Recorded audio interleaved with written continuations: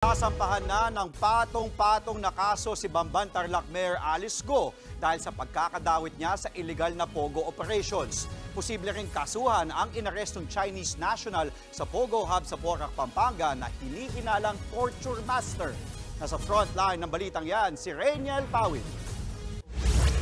Kinumpirma ng Presidential Anti-Organized Crime Commission o PAOK na inilalatag na nila ang kaso laban kay Bamban Mayor Alice Go. Meron na umano silang mga ebidensya sa pagkakasangkot ng alkalde sa operasyon ng Pogo sa Bamban.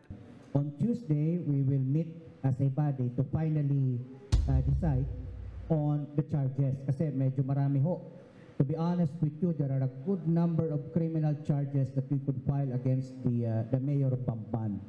So ang usapan namin kagabi was we would focus on the most serious and the non-bailable charges first. Then we will follow through with the other charges later on.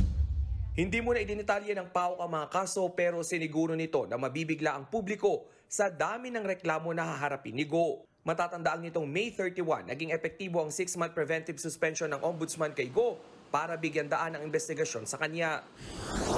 Sa Pampanga naman natapos na ang paggalugad sa 10 hektaryang Pogo compound sa Porac.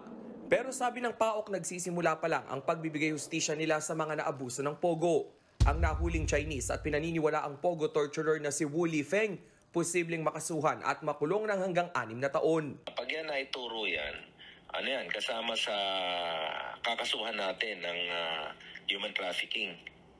Pag naituro yan, nanggugulpi yan, ha? Oo. Tapos, ma-detain muna dito yan, makukulong, masisintensyahan. Pag nasa-serve niya na yung sentence niya, tsaka siya i-deport. Lumakas umano ang ebidensya na torturer ang Chinese matapos makita sa kanyang cellphone ang larawan ng 2 patay na Chinese nationals. Nagbabalita mula sa frontline, Rainiel Pawid, News 5.